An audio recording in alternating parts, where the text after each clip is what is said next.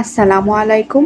আজকে আমি আপনাদের সাথে শেয়ার করব সবচেয়ে সহজ কেকের রেসিপি। মাত্র ২টা ডিম দিয়ে ঘরে আটা দিয়ে তৈরি করে নিতে পারবেন এরকম নরম তুলতুলে ভ্যানিলা স্পঞ্জ কেক।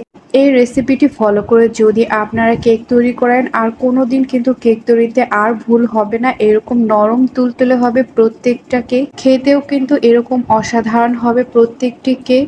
আর কখনোই ডিম নষ্ট হবে না বা ময়দা নষ্ট হবে না। এই রেসিপিটি ফলো করে আপনারা এরকম নরম তুলতুলে স্পঞ্জ কেক তৈরি করে নিতে পারবেন। তাহলে চলুন দেখে নিই রেসিপিটি।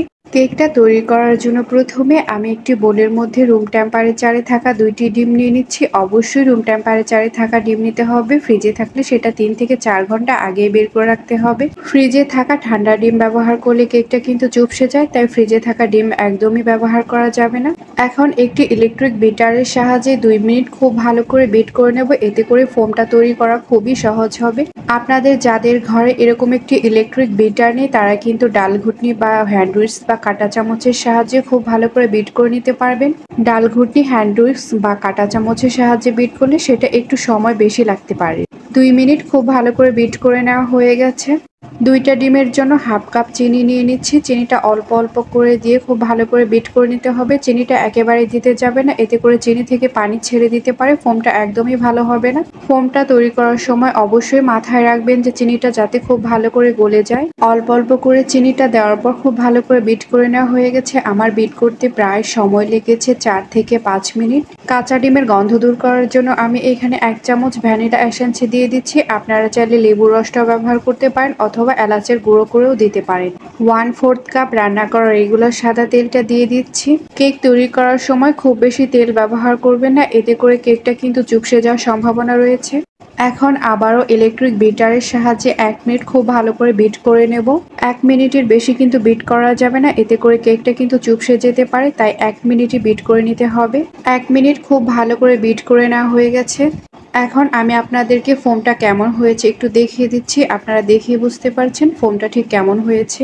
এখন একটি স্ট্রেনার নিয়ে নিচ্ছি। স্ট্রেনারের মধ্যে হাফ কাপ আটা দিয়ে দিচ্ছি। চাইলে আপনারা ময়দাটাও ব্যবহার করতে পারেন। আমি এখানে আটাটাই ব্যবহার করেছি। আটাটা যদি অনেক দিনের পুরনো হয় তাহলে কিন্তু ব্যবহার করবেন না। এরপর আমি এখানে ১ চামচ বেকিং পাউডার দিয়ে দিচ্ছি। অবশ্যই কিন্তু বেকিং পাউডার দিতে হবে, না হলে কেকটা কিন্তু একদমই ফুলবে না। এখন এই শুকনো উপকরণগুলো খুব ভালো করে চেলে নেব। এভাবে করে চেলে নেওয়ার কারণ হচ্ছে এতে করে কেকটা খুবই সফট এবং নরম তুলতুলে হবে। চেলে নেওয়ার পর স্ট্রেনারের মধ্যে যে এক্সট্রাটা থাকবে সেটাকে ফেলে দিতে হবে। এরপর হ্যান্ড উইস্কের সাহায্যে খুব ভালো করে মিক্সড করে নিতে হবে। কেক তৈরির এই শেষের ধাপটা কিন্তু অনেক গুরুত্বপূর্ণ। এই মিক্সিংটা কিন্তু অনেক গুরুত্বপূর্ণ। যতটা ভালো মিক্স করতে পারবেন কেকটা কিন্তু ততটাই পারফেক্ট হবে। তাই এই মিক্সিং কাজটা দ্রুত করার চেষ্টা করবেন না, সময় নিয়ে করবেন। খুব ভালো করে মিক্সড করে নেওয়া হয়ে গেছে। মিক্সড করতে আমার ২ থেকে ৩ মিনিটের মতো সময় লেগেছে। এখন আমি আপনাদেরকে ব্যাটারের কনসিস্টেন্টটা ঠিক দেখিয়ে দিচ্ছি কেমন। আপনারা দেখেই বুঝতে পারছেন ব্যাটারের কনসিস্টেন্টটা একদম স্মুথ। কেকটা বসানোর জন্য আমি এখানে টিফিন বক্স নিয়েছি। টিফিন বক্সের মধ্যে অল্প একটু তেল দিয়ে দিয়েছি।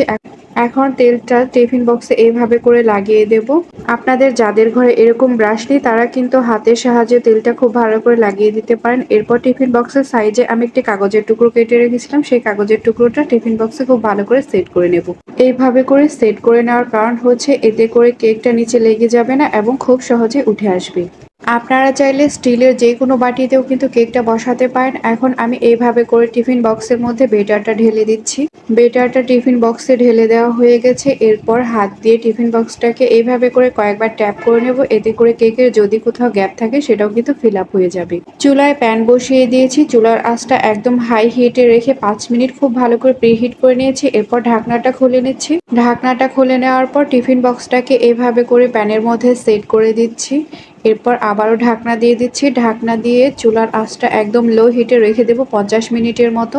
অনেকেই আছেন কেকটা হয়েছে কিনা বারবার দেখার জন্য চেক করেন, এতে করে কেকটা কিন্তু চুপসে যায়, তাই এই ভুলটি আর কখনোই করবেন না। ৫০ মিনিট হয়ে গেছে। এখন আমি ঢাকনাটা খুলে নিচ্ছি। কেকটা কিন্তু একদম পারফেক্ট হয়েছে। এখন একটি কাঁটা চামচের সাহায্যে এইভাবে করে চেক করে নিচ্ছি।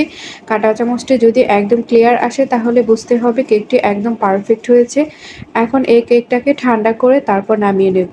কেকটা ঠান্ডা করে নেওয়ার পর নামিয়ে নিয়েছি। এখন একটি ছুরির সাহায্যে এইভাবে করে চারপাশটা কেটে দিচ্ছি, এতে করে কেকটা বের করে আনতে খুবই সহজ হবে।